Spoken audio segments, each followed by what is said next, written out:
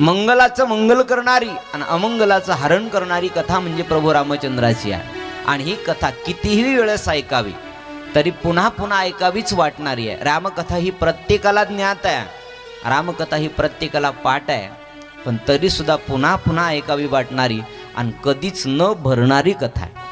कितीही वेळेस ऐकली तरी आपलं मन मात्र भरतच नाही. रोज ऐकावी वाटणारी कथा म्हणजे रामकथा आहे. बाकीच्या कथा तरी ऐकल्यानंतर थोडं थोडं मन भरून जातं, पण रामकथा ऐकल्यानंतर मन भरत नाही, पुन्हा पुन्हा ऐकावी वाटते. तुलसीदास महाराज म्हणतात, पुनी पुनी कितनी सुनाई सुनाऊ, दिल की प्यास बुझत न बुझाई राम. वाह राम. कितीही वेळेस ऐकावं, कितीही वेळेस म्हणावं, कथा सुटत नाही तोपर्यंत म्हणतच. पुनी पुनी कितनी सुनाई सुनाऊ, दिल की प्यास बुझत न बुझाऊ. किती वेळेस ऐकली तरी तुलसीदास महाराज म्हणतात ती ऐकावीच वाटणारी कथा आहे. जगाला पावन करणारी तर आहेच, पण वारंवार ऐकावी आणि माणसाचा उद्धार करणारी कथा म्हणजे रामकथा आहे. पार्वती मायाला सांगतात, याज्ञवल्क्य ऋषीला ऋषी भरद्वाज म्हणणं सांगतात, म्हणे ऐका, प्रभू रामचंद्राची काही शास्त्रामध्ये कारणं आली आहेत की प्रभूचा जन्म का झाला, प्रभूचा अवतार का झाला. रामायणाला सुरुवात करतायत प्रभू रामचंद्राच्या जन्मापासून. जसं रामायणामध्ये प्रभू रामचंद्र जन्माला का आले, कुठल्या कारणानं आले, अशा अनेक कारणे आहेत. पण त्या कारणापैकी तुलसी रामायणामध्ये 5 कारणं मुख्यत्व सांगितली आहेत की प्रभू रामचंद्राचा जन्म का झाला, की प्रभूनं कुठल्या स्वरूपामध्ये जन्म घेतला, कशामुळे जन्म घेतला.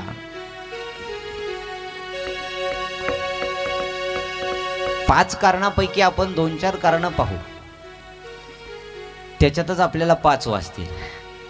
झाले तर 5ही पाहू. अनेक कारणं वेगवेगळ्या शास्त्रज्ञानानं वेगवेगळ्या लोकांनी सांगितली आहेत. पण रामायणातल्या बालकांडाची सुरुवात होत असताना प्रभू रामचंद्राचा जन्म उत्सव अयोध्या नगरी, 7 कांड आहेत. पहिलं बालकांड, दुसरं अयोध्याकांड, जिथं प्रभू रामचंद्र विवाह करून परत आल्याच्या नंतर ते वनवास आणि भरत भेटीपर्यंत अयोध्याकांड सुरू होतं. नंतर अरण्यकांडाची सुरुवात, नंतर पुन्हा किष्किंधाकांड, त्याच्यानंतर सुंदरकांड, त्याच्यानंतर युद्धकांड आणि त्याच्यानंतर उत्तरकांड. तर बालकांडाची सुरुवात करत असताना तुलसीदास महाराज म्हणतात की प्रभू रामचंद्राचा जन्म कसा झाला, तर त्याचं वर्णन करत असताना मुख्य 5 कारणं तुलसीदास महाराजांनी रामायणामध्ये वर्णन केली प्रभूच्या जन्माची. आणि अगदी सुंदर अशा या रामचरित्र मानसामध्ये वेगवेगळ्या कथा गाऊन की प्रभू जन्माला का येतो, प्रभू अवतार का घेतात, तर तुलसीदास महाराज वर्णन करतात.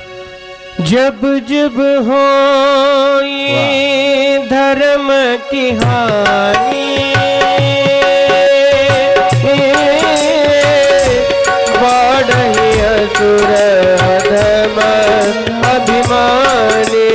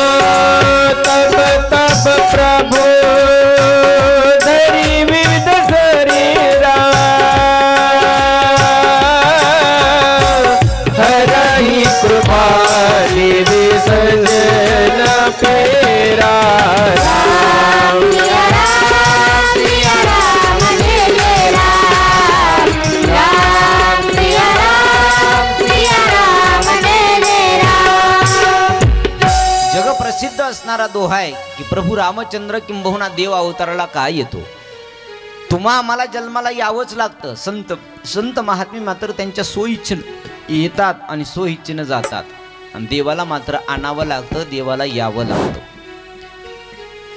देव दोन कारणाकरता जन्माला येतो. शास्त्र असं सांगतं की देवाच्या जन्माला येण्याला काहीतरी कारण आहे, संतांच्या जन्माला येण्याकरता काहीतरी कारण आहे, पण तुमच्या आमच्या जन्माला काही कारणच नाही. म्हणजे आपला जन्म विनाकारणच आहे. देव जन्माला येतो काहीतरी कारण आहे, संत जन्माला येतात त्यांच्याही जन्माला कारण आहे, पण माणसाच्या जन्माला काय कारण आहे? कारण ठरलं तर याचा सगळ्यात मोठा फायदा आहे की 184 योनी आहेत, आणि 184 योनीत हा जीव फिरत येतो, आणि फिरत आल्याच्या नंतर एक एक योनी कोटी कोटी फेरा मग लागे वारा मनुष्य देहाचा. एका एका योनीत कोटी कोटी वेळा जन्म घ्यावा लागतो. मग किड्यापासून, मुंगीपासून, झाडापासून ते सगळ्या गोष्टीपर्यंत, आणि मग लागे वारा मनुष्य देहाचा. मग एकदाच माणसाचा देह. मनुष्य जन्म अनमोली रे, इसे मिट्टी में न रोली रे. मानव देह अनमोल रे, इसे मिट्टी में न रोली रे. अब तो मिला है फिर न मिलेगा, कभी नहीं कभी नहीं कभी नहीं रे. अब तो मिला है फिर न मिलेगा, कभी नहीं कभी नहीं कभी नहीं रे. मनुष्य जन्म अनमोल रे, माटी में न रोल रे. मानव देह अनमोल रे, मिट्टी में न रोल रे. अब तो मिला है फिर न मिलेगा, कभी नहीं कभी नहीं कभी नहीं रे. अब तो मिला है फिर न मिलेगा, कभी नहीं कभी नहीं कभी नहीं रे. जन्म अनमोल रे, मिट्टी में न रोल रे. मानव देह अनमोल रे, माटी में न रोल रे. अब तो मिला है फिर न मिलेगा, कभी नहीं कभी नहीं कभी नहीं रे. अब तो मिला है फिर न मिलेगा, कभी नहीं कभी नहीं कभी नहीं रे. तू सत्संग में आया कर, बोल गीत प्रभु के गाया कर. तू सत्संग में आया कर, गीत प्रभु के गाया कर. सांझ सवेरे मंत्र बंदे का ध्यान लगाया कर. नहीं लगता कुछ मोल रे, माटी में न रोल रे. नहीं लगता कुछ मोल रे, मिट्टी में न रोल रे. अब तो मिला है फिर न मिलेगा, कभी नहीं कभी नहीं कभी नहीं रे. अब तो मिला है फिर न मिलेगा, कभी नहीं कभी नहीं कभी नहीं रे. मनुष्य जन्म अनमोल रे, माटी में न रोल रे. मानव देह अनमोल रे, मिट्टी में न रोल रे. अब तो मिला है फिर न मिलेगा, कभी नहीं कभी नहीं कभी नहीं रे.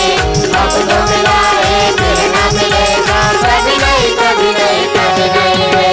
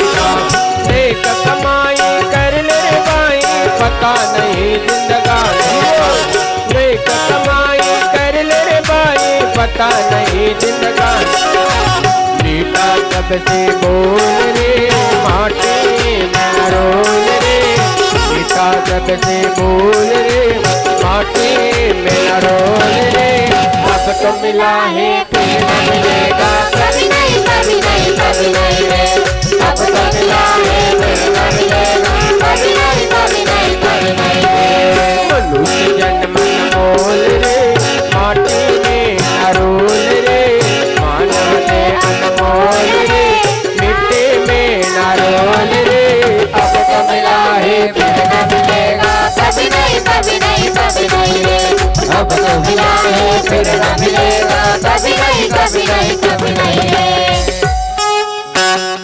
अब जो मिला है फिर न मिलेगा कभी नहीं कभी नहीं कभी नहीं रे एक एक येऊनी कोटी कोटी फेरा मंग लागे वारा मनुष्य जन्माचा मिळालेला मनुष्य देह अगदी अनमोल आहे देवाच्या जन्माला कारण आहे संतांच्या जन्माला कारण आहे तुमच्या आमच्या जन्माला सुद्धा कारण आहे पण ते कारण आपण विसरून जातो म्हणून आपला जन्म विनाकारणच जातो एवढा गोड कार्यक्रम चालू आहे रामकथा चालू आहे आणि काय जण झोपले असतील कुठं कथेच्या मंडपात नाही तुमचा आमचा सुद्धा जन्म कुठल्या तरी कारणानं झालाय तुका मनी जन्मा आल्याचे सार्थक तुका मनी जन्मा आल्याचे सार्थक विठ्ठलाची एक देखलिया विठ्ठलाची एक देखलिया तुका मनी जन्मा आल्याचे सार्थक इथं आल्यानंतर तुमच्या आमच्या जन्माचं सार्थक आहे कारण आहे तुमच्या आमच्या जन्माला सुद्धा बाबा त्यावेळेस जन्माला येत असताना देवाला सांगितलंय एक वेळ करी या दुःखा वेगळे एक वेळा करी या दुःखा वेगळे दुरिताचे जाळे उगवोनी दुरिताचे जाळे उगवोनी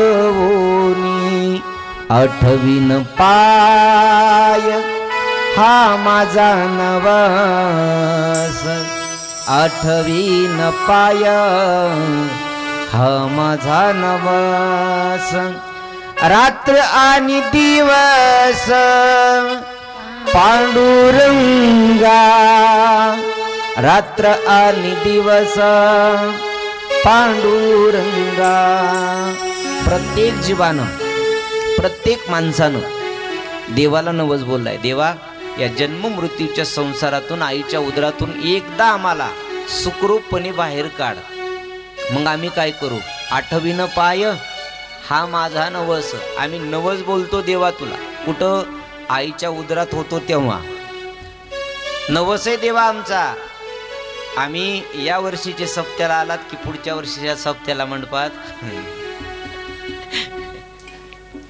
असं आहे का नाही रात्र आणि दिवस पांडुरंगा पांडुरंगा तुझ्या भजनाशिवाय रात्रंदिवस असा दिवस येऊ नये आमच्या जीवनात असे संध्याकाळ आमच्या जीवनात उगू नये की ज्या दिवशी तुझं नाव नसावं पण नवस बोलला कुठं आईच्या उदरात आणि बाहेर आलं की विसरून गेले पुन्हा देवालाच म्हणायला लागले देवा तू कोण आहेस मी तुला ओळखीत नाही नवस बोललेला जसा व्यवहारामध्ये आपण पूर्ण करतो ना तसंच परमार्थातला नवस आहे आणि मग त्याला एकदा का विसरून गेलो विसरली तया थोर झाली हानी पचतील खानी 84च्या देवाला विसरल्यानंतर 84 लक्ष येवणीच्या खाणी आपल्याला भोगावेच लागतील मग ते देव असो संत असो आणखी कोणी असो जीवानं जर देवाला विसरला तर तिथं माफीच नाही 84 योनीत फिरावंच लागणार आहे तुम्हा आम्हाला प्रत्येकानं नवस बोलला असेल तर मग निश्चित आपण पूर्ण केला पाहिजे कशासाठी त्याच्या भजनासाठी संसारात जेवढा वेळ मिळेल ना, रात्र आणि दिवस पांडुरंग असं म्हटल्या जातं, पण कमीत कमी ऐसी सुबा नाई ऐशी शाम. सगळ्यांनी लक्ष ठेवा. देवा आमच्या जीवनात ऐसी सुबा नाई ऐशी शाम, जिस दिन मेरे जुबा पे शिव का नाम न हो, ऐसी सुबह नाई ऐशी शाम. अशी रात्रही येऊ नये आणि असा दिवस येऊ नये की ज्या दिवशी तुझं नाव आमच्या मुखाला येऊ नये. पण फक्त म्हणण्यापुरतंच आहे असं, घेत कोणी नाही. देवाच्या जन्माला कारण आहे. देव का अवतारला येतो? पार्वती मैयाला शंकरजी सांगतात, याज्ञवल्क्य ऋषी भरद्वाज मुनींना सांगतात की रामप्रभूच्या जन्माची मुख्य 5 कारण आहे. त्यापैकी पहिलं कारण सांगतो म्हणे, ऐका. देव का अवताराला येतो? धर्म रक्षावया अवतार घेसी, धर्म रक्षावया अवतार घेसी, धर्म रक्षावया अवतार घेसी, धर्म रक्षावया अवतार घेसी, धर्म रक्षावया अवतार घेसी, धर्म रक्षावया अवतार घेसी, धर्म रक्षावया अवतार घेसी, धर्म रक्षावया आपुल्या पाळीसी भक्त जना, आपुल्या पाळीसी भक्त जना, आपुल्या पाळीसी भक्त जना, आपुल्या पाळीसी आपुल्या पाळीसी भक्त जना, आपुल्या पाळीसी भक्त जना, आपुल्या पाळीसी भक्त जना, आपुल्या पाळीसी भक्त जना. मरुषीसाठी जन्म सोसिये, अमरुषीसाठी जन्म सोसिये,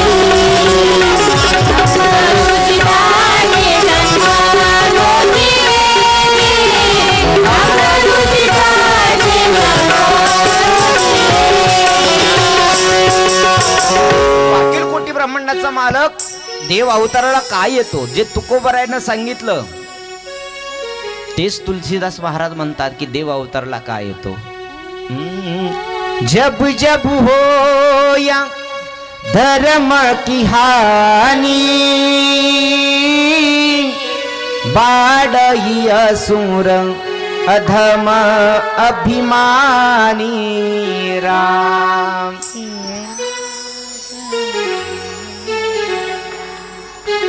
राम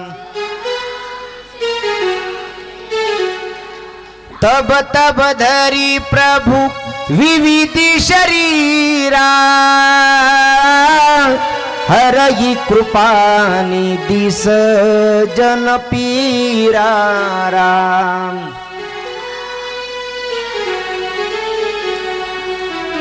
राम अखिल कोटी ब्रह्मांडाचा मालक अवतार घेतो. जब जब होय धर्म की हानी, बाळ ही असुर अधम अभिमानी, तब तब धरी प्रभू विविध शरीरा, हर ही कृपा सज्जन पीरा. तो अखिल कोटी ब्रह्मांडाचा मालक अवतार घेतो एका कारणानं, यदा यदा ही धर्मश ग्लानिर्भवती भारत. गीताशास्त्र सांगते तो देव अवताराला काय येतो? ज्या ज्या वेळेस धर्माला ग्लानी जाते, म्हणजे धर्म अधर्माला जातो आणि अधर्माचा प्रसार ज्या वेळेस वाढतो ना, त्यावेळेस धर्माची स्थापना करण्याकरता देव अवतारला येत असतो. येतो तो एका कारणानं आणि जाताना 2 कामं करून जातो. म्हणजे येतात कथेला आणि जाताना दुसऱ्याची चप्पल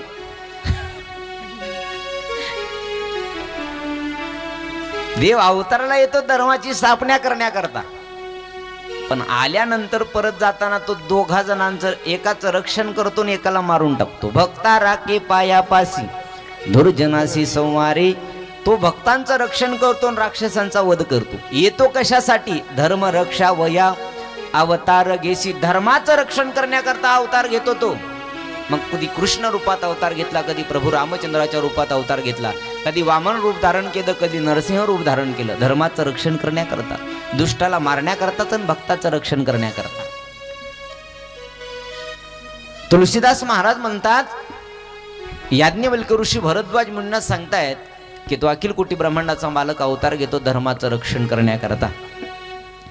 तर प्रभू रामचंद्राच्या जन्माचं पहिलं कारण तुलसीदास महाराज वर्णन करतात की प्रभूचा जन्म त्रेतायुगात प्रभू रामचंद्र म्हणून का जन्माला आले, तर याचं पहिलं कारण सांगतात, ऐका. जन्मायेक दुई बखानी सावध सुन सोमती भवानी.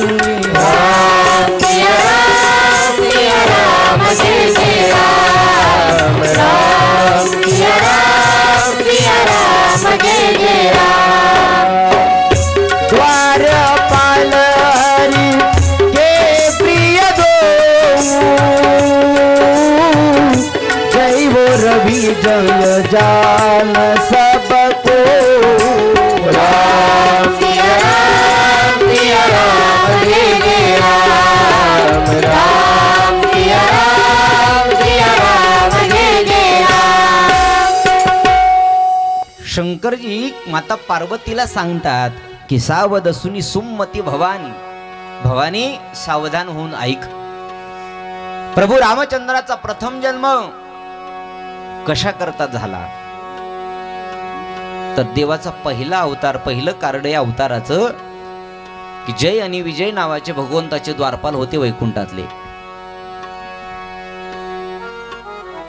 आणि वैकुंठातले द्वारपाल हे सगळ्यांनाच ज्ञात आहेत. आपण मंदिरावर पूर्वी घरावरही चित्र काढायचे लोक द्वारपालाचे दोन.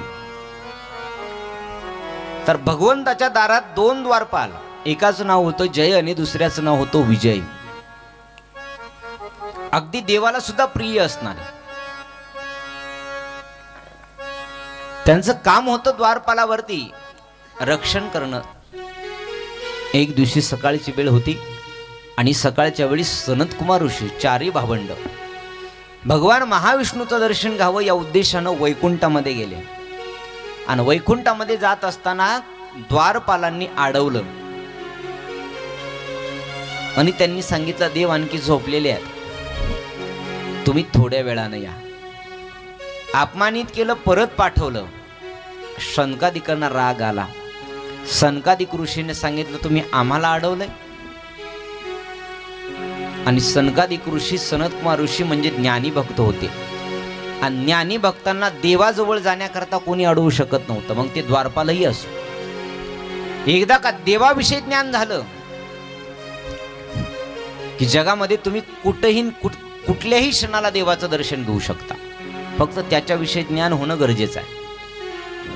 देव पाहण्याची दृष्टी आली. तुकोबराय म्हणतात, जे जे भेटे भूतम ते ते माने जे भगवंत. लक्ष 84 योनीतला कुठलाही जीवात्मा जरी दिसला तरी त्याच्यामध्ये देव पाहण्याची दृष्टी आली पाहिजे. पण ही सहसा माणसात येत नाही. सनकादिक ऋषी म्हणजे ज्ञानी भक्त होते. आणि माणसाला जर ज्ञान मिळालं ना की जगाच्या पाठीवर त्यांच्या स्थानावर त्यांना कोणी पुन्हा उठवू शकत नाही. सुनील सर, कोणी असो. ज्ञानानं मिळालेलं पद, सत्ता, संपत्ती, ऐश्वर्य, पैसा, अडका हे तरी कोणीतरी घेऊन जाईल. पण एकदा का ज्ञान मिळालं की ते ज्ञान कोणी घेऊन जाऊ शकत नाही. ज्ञानाची कधी चोरी होऊ शकत नाही. ज्ञानाची कधी वाटणी होऊ शकत नाही. ज्ञान कधी विकल्या जाऊ शकत नाही. आणि संपूर्ण ज्ञान कधी माणसापासून संपत नाही. फक्त ज्ञान कमवायचं. योग्य वयामध्ये शिक्षण शिकत असताना त्याला जेवढं ज्ञान मिळेल त्यानं जर तेवढं कमवलं तर आयुष्यभरात पुरून उरल. अन्नानं तरी एक वेळची पोटाची भूक भागते, पण ज्ञानानं आयुष्यभराची भोग भागवून जाते, आयुष्यभराची. पुन्हा त्याला शिक्षणाची काही गरज लागत नाही. पण त्या वयात तेवढे कष्ट करणं गरजेचं आहे. हे मिळालेलं ज्ञान विकल्या जाऊ शकत नाही. मिळालेल्या ज्ञानाची कोणी चोरी करू शकत नाही. मिळालेल्या ज्ञानाची कधी भाऊ वाटणी मागू शकत नाही. का असं कधी झालं एखादा माणूस नोकरीला लागलाय आणि भावानं सांगितलं तुझ्या नोकरीतला अर्धा हिस्सा मला दे का, आपण दोघं भाऊ भाऊ आहे, किंवा थोडक्यात तुझ्या डोक्यातलं ज्ञान मला दे, जाऊ द्या तुम्हाला कळण्यासाठी माझंच सांगतो, दुसऱ्याचं कशाला. आहे की महाराजाचं लवकर कळतं लोकायला. माझाच भाऊ आला आणि मला जर म्हणला तुझी अर्धी रामकथा वाटून दे, अर्ध कीर्तन वाटून दे, देता येईल?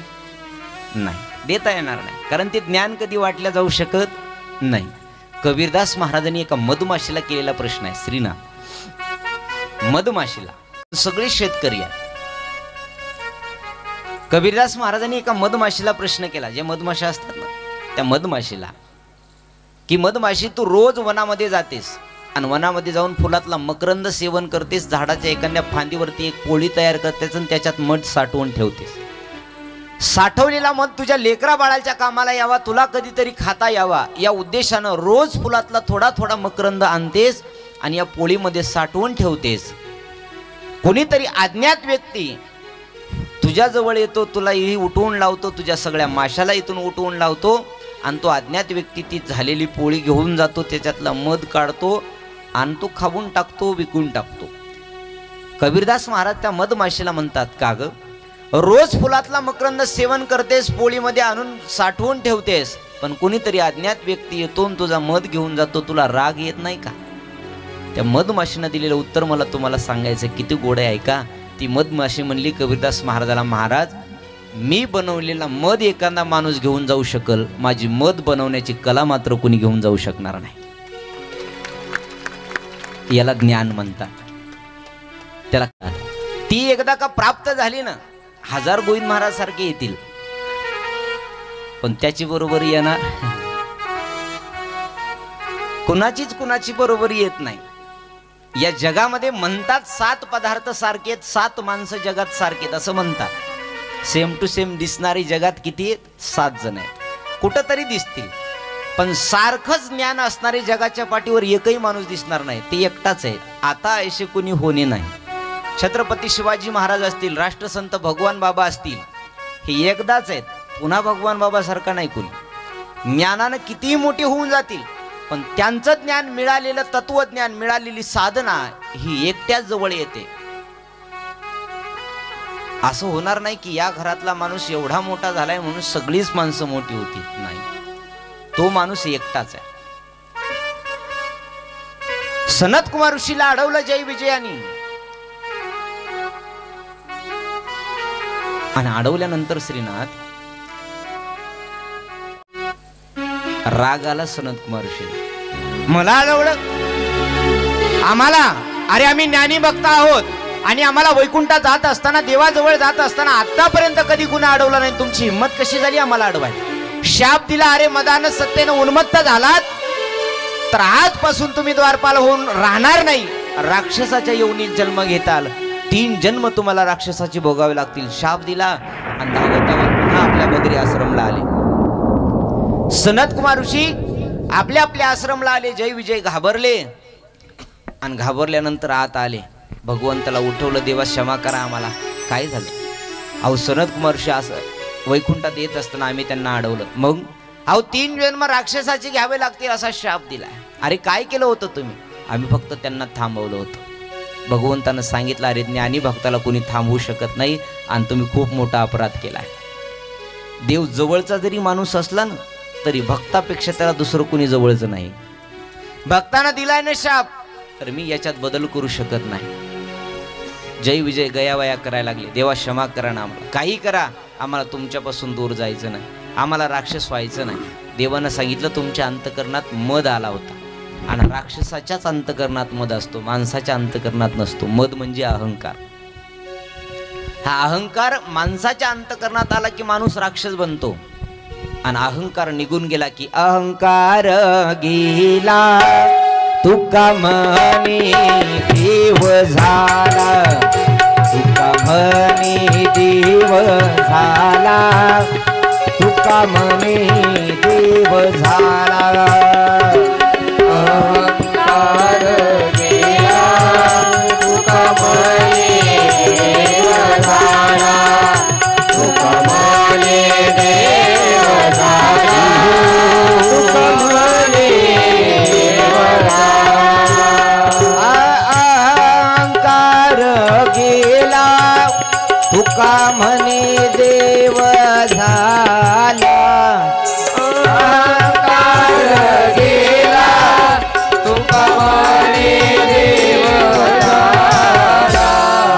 अहंकार गेला तुका म्हणे देव झाला, तुका म्हणे देव झाला, तुका म्हणे देव झाला. अहंकार गेला तुका म्हणे देव झाला, तुका म्हणे देव झाला, तुका म्हणे देव झाला. माणसाच्या मनातला अहंकार गेला की निश्चित देव होतो, आणि अहंकार आला की राक्षस होतो. देव अखिल कोटी ब्रह्मांडाचा मालक भगवान विष्णू जय विजयाला सांगतात, अरे तुम्ही माझ्या राज्यात राहून माझ्या जवळ राहून सुद्धा तुमच्या मनातला अहंकार गेला नाही. आता जा राक्षसाचा जन्म तुम्हाला भोगावा लागला. देवा क्षमा करा, आम्हाला काहीतरी उशाप द्या. देवानं सांगितलं ठीक आहे, तुम्हाला जन्म घ्यावं लागेल. म्हणे भाऊ 3 जन्म तुम्ही राक्षसाची घेताल. म्हणे हो, जिथं जिथं तुम्ही राक्षसाची जन्म घेताल ना त्या त्या ठिकाणी मीच तुम्हाला मारण्याकरता येईल, तुमचा उद्धार करेल. देवानं उशाप म्हणून आशीर्वाद दिला त्या जय विजयाला. तुमचा जन्म झाल्याच्या नंतर तुम्ही 3दा जन्माला येताल, पण तुम्हाला मारण्याकरता मला 4दा जन्माला यावं लागेल. हे राक्षस किती वेळा? 3 वेळा. आणि तुम्हाला मारण्याकरता मला किती वेळा यावं लागेल? 4 वेळा. देवानं आशीर्वाद दिला जय विजयाला. वाटलं जाऊ दे आता शाप गेलाय ते परत मिळणार नाही, पण उशाप तर चांगला मिळाला. म्हणजे काय झालंय, मारण्याकरता कोण येणार आहे? देवच येणार आहे असं सांगितलं जातं. माणसानं एवढं पुण्य करायचं, एवढं पुण्य करायचं, एवढं पुण्य करायचं की नेण्याकरता देवच आला पाहिजे. आणि नाहीच वहिनी पुण्य जमलं तर एवढं पाप करायचं, एवढं पाप करायचं, एवढं पाप करायचं, एवढं पाप करायचं का मारण्याकरता सुद्धा. आता तुम्ही ठरवा तुम्हाला काय करायचं.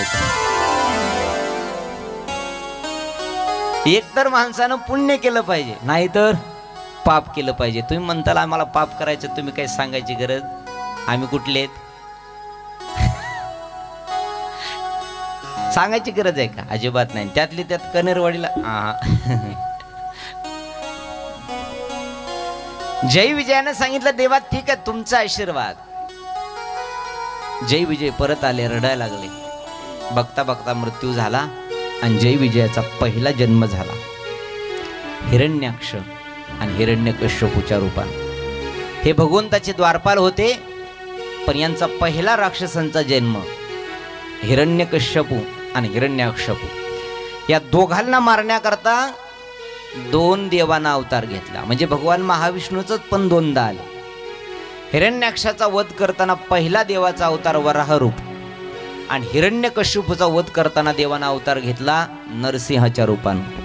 नरसिंह भगवंताच्या रूपानं भक्त प्रल्हादाचे वडील हिरण्यकश्यपू दैत्य कुळामध्ये जन्माला आले. राक्षस झाले हे जय विजय. आणि हिरण्यकश्यपूचा वध करताना नरसिंह भगवंतांनी खांब्यातून प्रगट झाले आणि त्यांचा वध केला. हिरण्याक्षाचा वराह रूपानं हे एक जन्म झाला. दुसरा जन्म जे की त्रेतायुगात मुख्य प्रभू रामचंद्राच्या जन्माचं कारण सांगत असताना माता पार्वतीला शंकरजी सांगतायत, याज्ञवल्क्य ऋषी भरद्वाज मुनींना सांगतात, मुनिवर्य ऐका, याच जय विजयाचा पुढचा जन्म रावण आणि कुंभकर्ण म्हणून झाला. आणि या दोघाला मारण्याकरता देवाना अवतार घेतला, ते म्हणजे प्रभू रामचंद्राच्या रूपानं. एक कल्प सुर देखी द्वारे समर जल दर्शन सब हारे.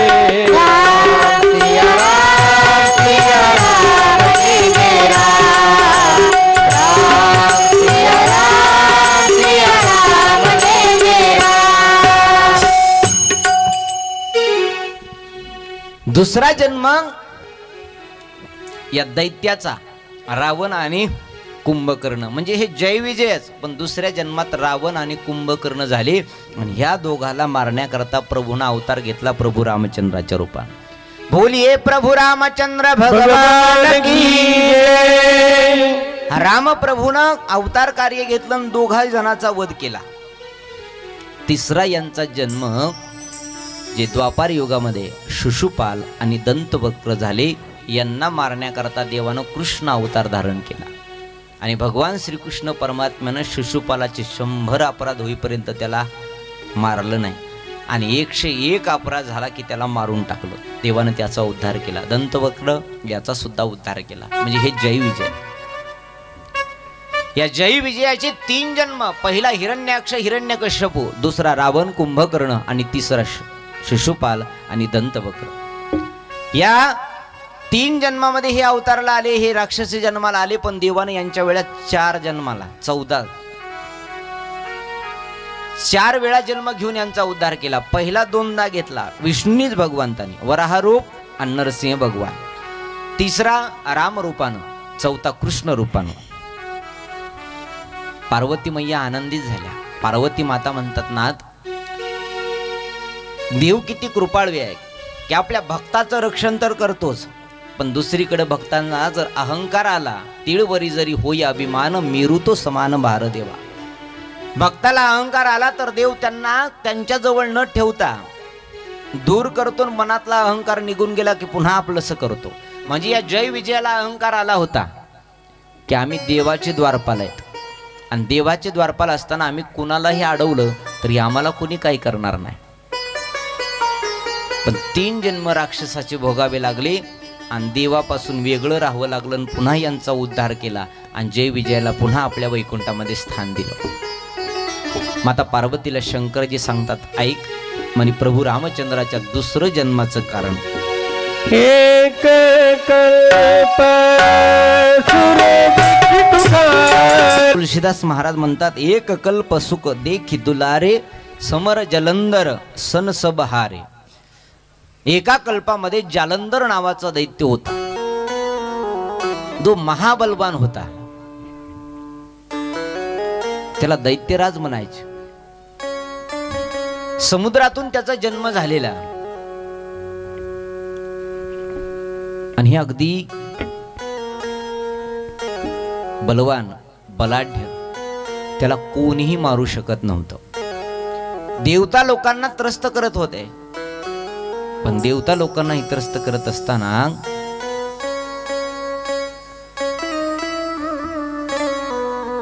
याच्यावरती कोणी विजय मिळवू शकत नव्हता. माता पार्वती तर चकित झाली. पार्वती म्हणली, नाथ तुम्ही आता म्हणलात शंभू किनी संग्राम अपारा. शंभू म्हणजे भागदेव. महादेवानं त्याच्यासोबत युद्ध केलं, पण तरी सोबत तो जालेंद्र नावाचा दैत्य मारला गेला नाही.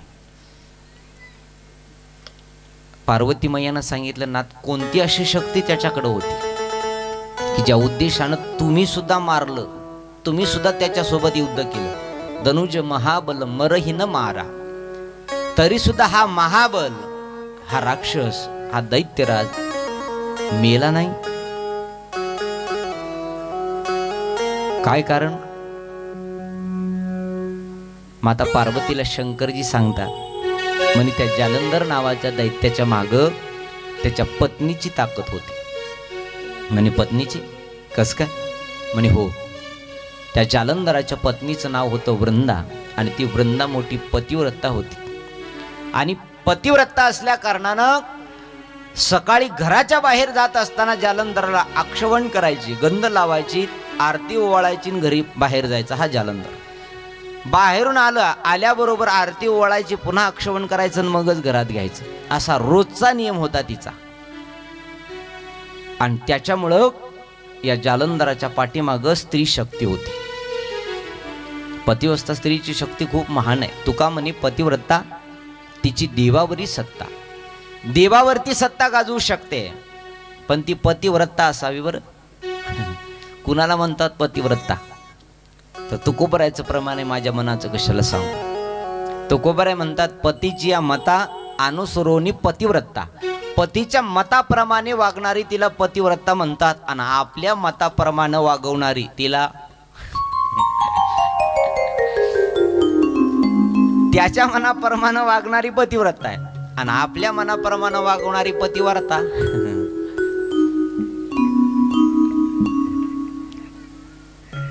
असं म्हटलं जातं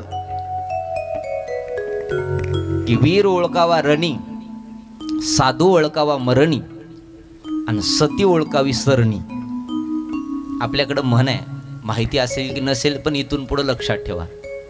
वीर ओळखावा रणी, साधू ओळखावा मरणी आणि सती ओळखावी सरणी. म्हणजे सती म्हणजे पतिव्रता स्त्री ओळखावी सरणी.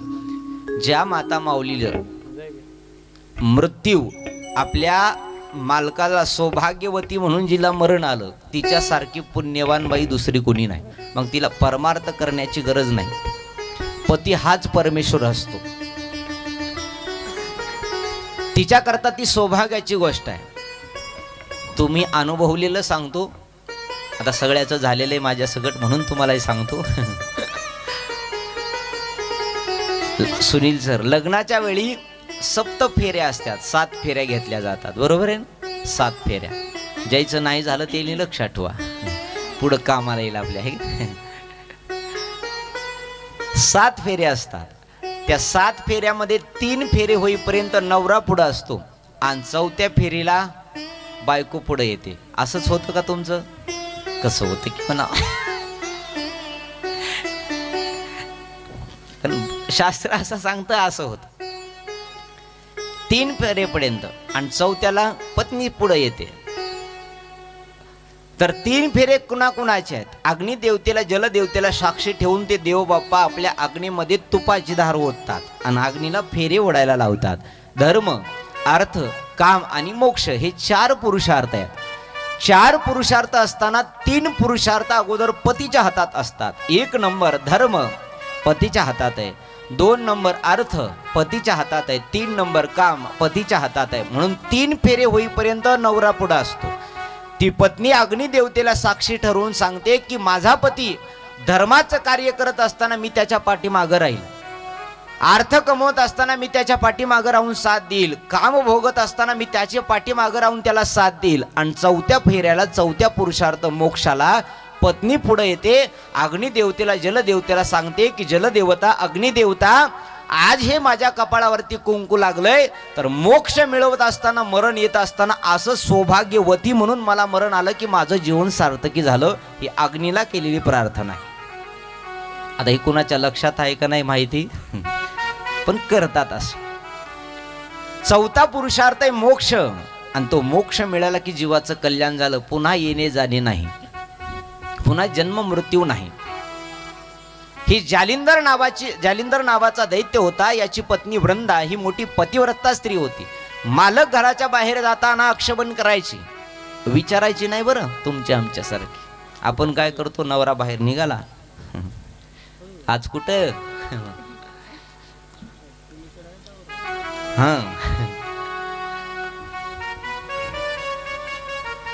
जुन्या माता माऊली अशा म्हणायच्या, घराच्या बाहेर जर मालक, घरचा करता पुरुष निघाला तर त्याला हटकू नये. बरोबर आहे का? तर ज्या कामाला ते जायला त्या कामात विघ्न येतं. ते काम पूर्ण होईल का नाही सांगता येत नाही, विघ्न येत असतं त्याच्यात, कधी हटकल्यानंतर. म्हणून ह्या म्हाताऱ्या मावशाही म्हणतात, अगं आतात निघाले लगेच हटकेलच का? कुणाला? सुनाला म्हणतात बरं. म्हणून तेव्हापासून आहे शास्त्र असं सांगतं की घराच्या बाहेर जाणारा माणूस त्याच्या कामाला जायला लागलाय, त्याचं काम तुम्हाला सांगून काय होणार आहे का? काहीच होणार नाही. पण विचारायचा नाद असतो. कुणाला? माझी बायको विचारते, आज कुठे कीर्तन? आता तिला काय कीर्तन करायचं का, पण विचारायचं असते.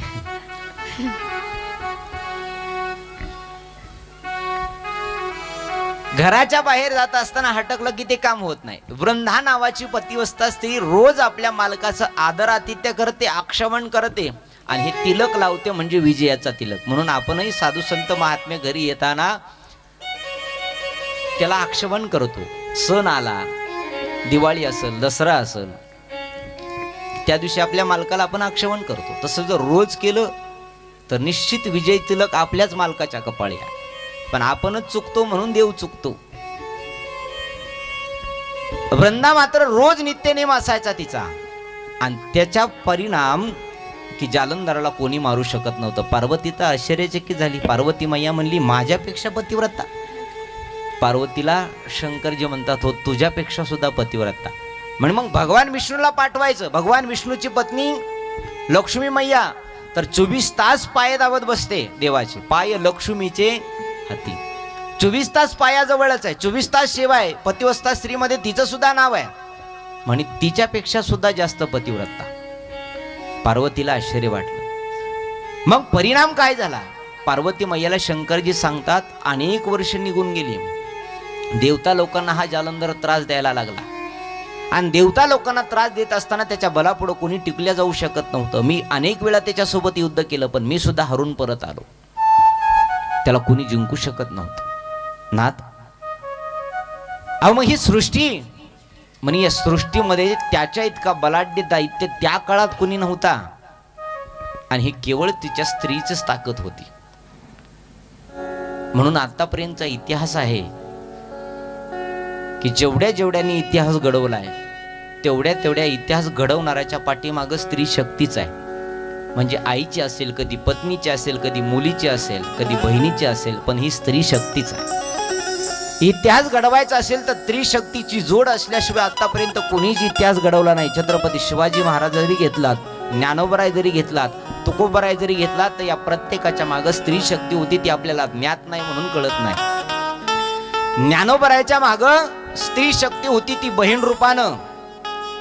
ज्ञानोबराय रुसले होते, आणि ज्ञानोबराय रुसून दरवाजा लावून घरात बसले होते. म्हणे आता या आळंदीत जायचं नाही, भिक्षा मागायची नाही. पण त्या चिमुकल्या 5 वर्षाच्या मुक्ताबाईनं सांगितलं, ए ज्ञाना, अरे तुम्ही आम्ही रुसलात तर आपल्याला साधू कोण म्हणेल, संत कोण म्हणेल. ज्ञाना, तुझा जन्म केवळ तुझ्या परिवारापुरता झाला नाही रे, तुझा जन्म सकळ जीवांचा उद्धार करण्याकरता झालाय. आणि ताटी लावून बसलास. ज्ञाना, अरे आई निघून गेली, वडील निघून गेले, मोठा भाऊ निवृत्तीनाथ सुद्धा निघून गेला, पण तेव्हापासून आम्ही तुझं ऐकतो ना. ज्ञाना, या चिमुकल्या मुक्ताईचं एक म्हणणं आहे रे, की आपल्याला जीवाचा उद्धार करायचा आहे, सगळ्यांपर्यंत हा परमार्थ पोहोचायचा आहे. आणि आपल्या आईनं आपल्यासाठी देह त्याग केलाय, आत्महत्येचं बलिदान दिलंय. आणि आता जर तू ताटी लावून बसलास तर या जीवाचा उद्धार, या लोकांचा उद्धार कोण करणार? ताटी उघडा ज्ञानेश्वरा, ताटी उघडा ज्ञानेश्वरा. माऊली, ताटी उघडा हा उपदेश दिला महाराज मुक्ताईनं. म्हणजे ज्ञानेश्वर महाराजांच्या मागं सुद्धा त्रिशक्ती होती मुक्ताईच्या रूपानं. तुकोबरायच्या पाठीमागं पत्नीच्या रूपानं स्त्री शक्ती होती. जर जिजाई साहेबानं तुकोबरायला भजन करण्याकरता जाऊच दिलं नसतं भामचंद्र डोंगर, घोराडा डोंगर, तर तुकोबरायची गाथा सुद्धा निर्माण झाली नसती. तुकोबराय कुठल्याही डोंगरावरती जायचे न सांगता, गळ्यामध्ये विणा घ्यायचे, चिपळ्या हातात घ्यायचे आणि डोंगराच्या रस्त्याने निघायचे. इंद्राणीच्या काठेवर आल्यावर तिन्ही डोंगराला रस्ता जातात.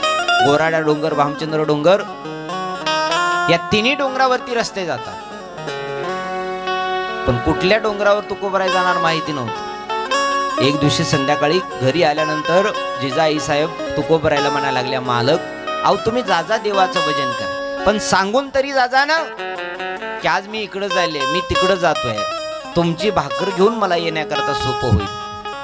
तुकोबराय म्हणतात, जिजा मला माहिती नाही ग मी कुठल्या डोंगरावर जाईल, माझे पाय मला जिकडे घेऊन जातात मी तिकडे जातोय. अहो पण मी ओळखायचं कसं? तुकोबरायनं सांगितलं, तिन्ही रस्त्याच्या माती कानाला लावायची, आणि त्या मातीतून विठ्ठल विठ्ठल आवाज जर आला तर असं ओळखायचं आज या डोंगरावर गेलं. काही ताकद असेल. तुकोबराय डोंगरावरती भजन करण्याकरता जायचे, जिजाईनं भाकरी बांधायच्या, आणि इंद्राणीच्या काठावर आल्यानंतर 3 रस्ते एकाच जागेवरून फुटतात.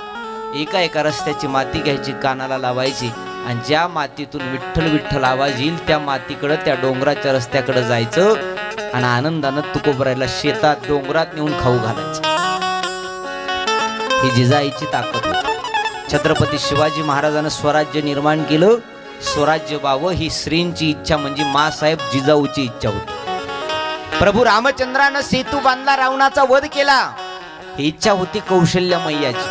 ऐकलंच तुम्ही पुढं. भगवान बाबा एवढे मोठे संत झाले कारण भगवान बाबाच्या आईला एक दैवी पुरुष आपल्या पोटी जन्माला यावा. रोज कौतिकाई रामायणाला जायच्या. तुबाजी पाटील आणि कौतिकाई भगवान बाबाच्या आईचं रोज रामायणाला जायच्या. आणि रामायणाला गेल्याच्या नंतर हनुमंतरायाच्या कथा आल्या की कौतिकाईला वाटायचं असा मुलगा माझ्या पोटी जन्माला यावा, देवाचं भजन करावा, देवाची सेवा करावी, पवित्र तुळशीची गळ्यामध्ये माळ घालावी, असा मुलगा माझ्या पोटी जन्माला यावा, हे आईचं स्वप्न होतं. आणि त्यामुळं कौतिकाईच्या पोटी भगवान बाबाचा जन्म झाला. म्हणजे आईच्या रूपानं स्त्री शक्ती. ही वृंदा नावाची प्रतिवस्था स्त्री मोठी महान होती आणि त्या प्रतिवस्था स्त्रीच्या पाठीमाग देवाचा आशीर्वाद होता. पण सगळीकडे हाहाकार माजला होता जालिंदराड. काय करावं काय करावं. देवता लोकांनी प्रश्न केला, जालंधराला मारायचं असेल तर वृंदेचा पातिव्रत्यपणा भंग करावा लागेल. जोपर्यंत पतिव्रतापणा भंग होणार नाही तोपर्यंत जालंधर मरणार नाही.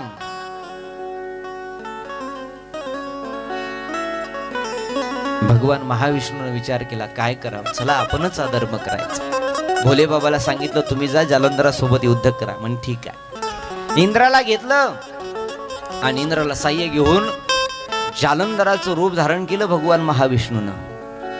आणि रात्रीच्या वेळी वृंदेच्या घरी गेले.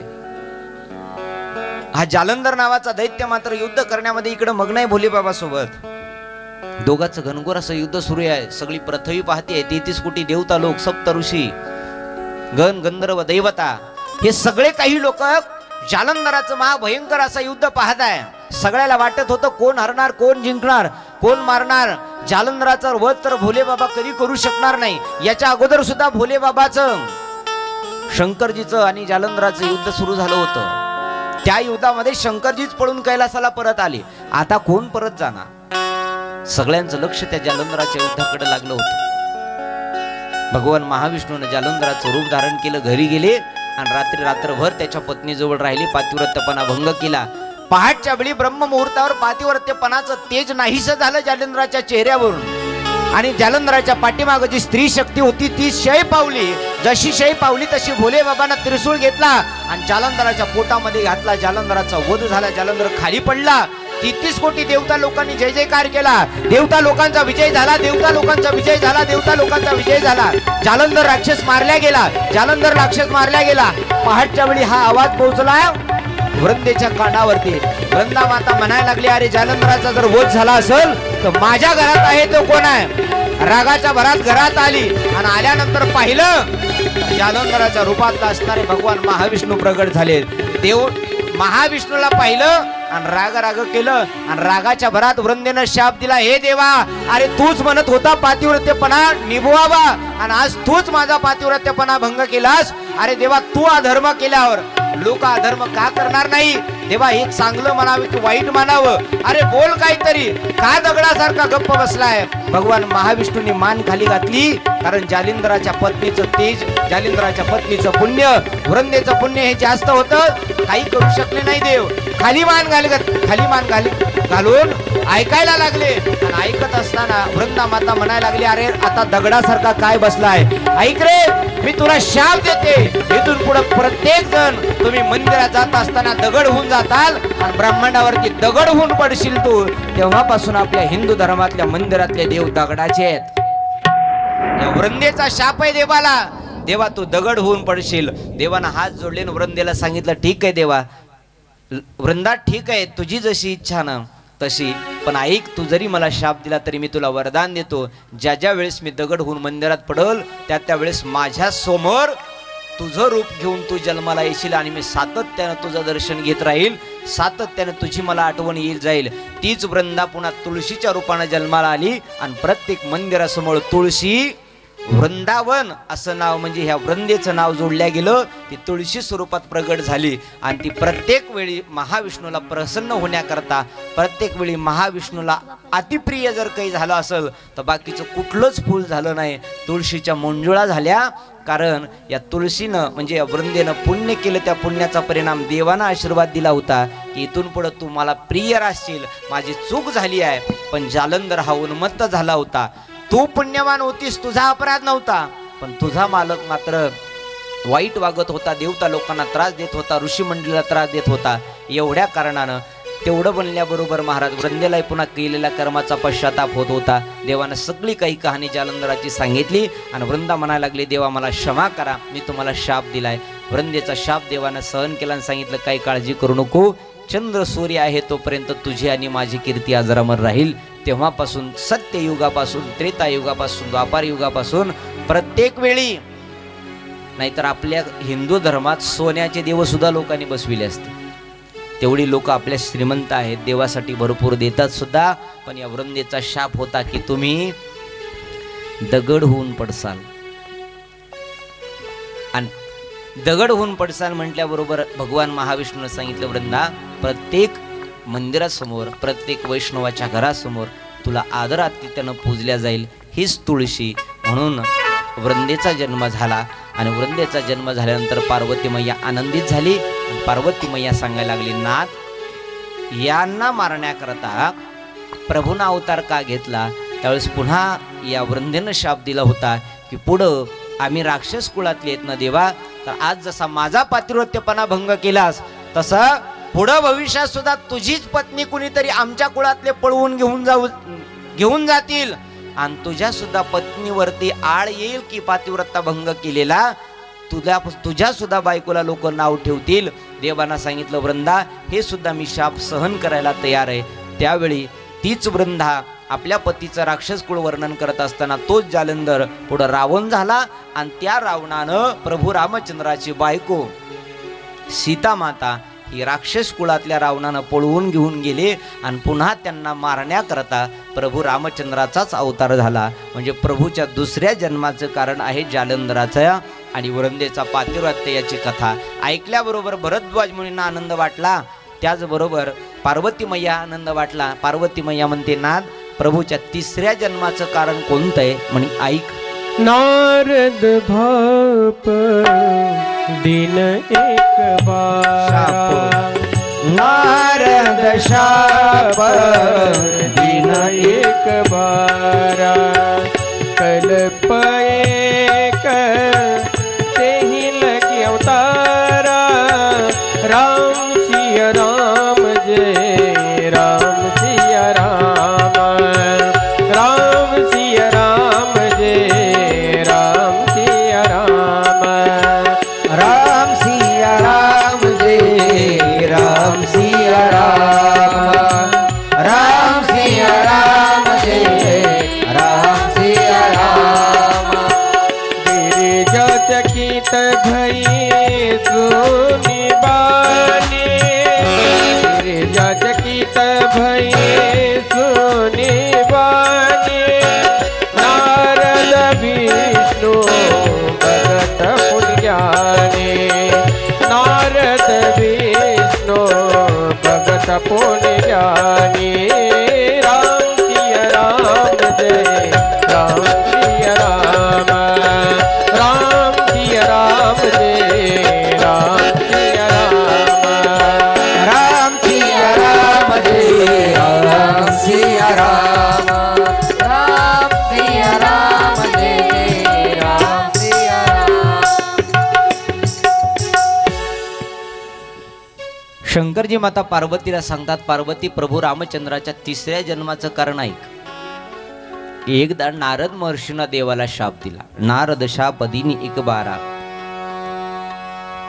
शाप दिला आणि शापवाणी ऐकल्याबरोबर पार्वती माया आश्चर्यचकित झाली. पार्वती माता म्हणते, गिरिजा चकित भई सुनिबानी. गिरिजा माता म्हणजे पार्वती माता चकित झाली. म्हणे काय झालं? नारद विष्णू भगत पुनी ज्ञानी, नारदजी तर देवाचे भक्त, विष्णूचे भक्त, आणि विष्णूच्या भक्तानं नारद महर्षींना देवाला शाप द्यावा, असं काय कारण घडलं होतं देवा की जेणेकरून नारद महर्षीनं देवाला शाप दिला? नारद महर्षी तर 24 तास नारायण नारायण श्रीमद नारायण नारायण नारायण हरी नारायण. पुन्हा टाळी वाजवा. हा नारायण